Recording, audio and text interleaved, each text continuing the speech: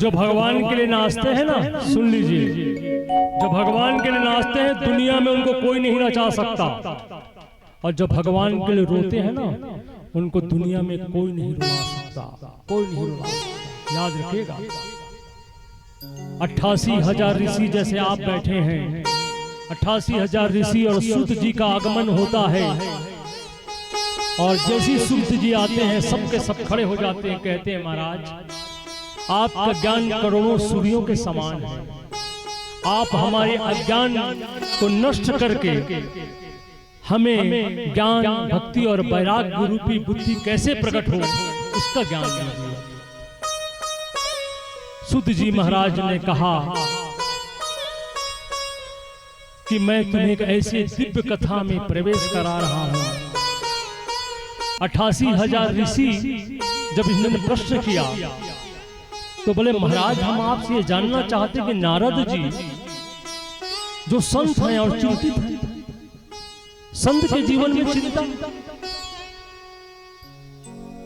नारद जी खोजते खोजते खोजते खोजते एक दिन बद्रिका आश्रम गए जहां 4 भाई बैठे थे, सनत सनंदन सनातन सनत कुमार, जो ब्रह्मा जी के मानस पुत्र 5 वर्ष के हैं, अवधूत रूप में रहते हैं, भगवान के 24 अवतार में सबसे पहला अवतार सनक सनंदन सनातन सनत कुमार।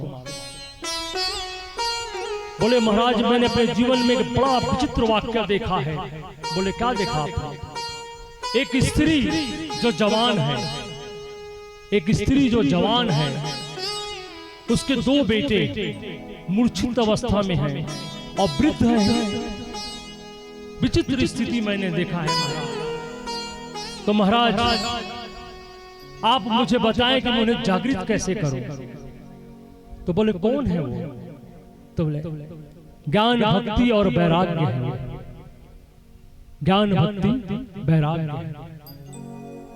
और उन्हें जागृत करने के लिए मैं क्या करूं महाराज?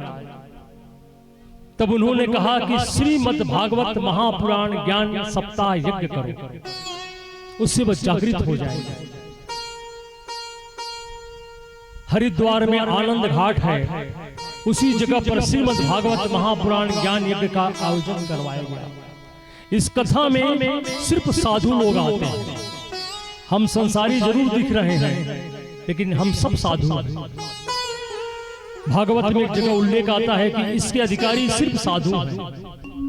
किसी न किसी जन्म का पुण्य, आज जो आप सब भागवत कथा करा रहे हैं, यजमान बन के आप बैठे हैं सब, ये साधारण नहीं है। इसमें 21 जन्मों का पुण्य उदय होता है। तो आप सबके मन में भाव जागृत हुआ है कि भागवत की कथा, और भागवत की कथा जो होगी उसमें आपकी 21 पीढ़ियां तरेंगी।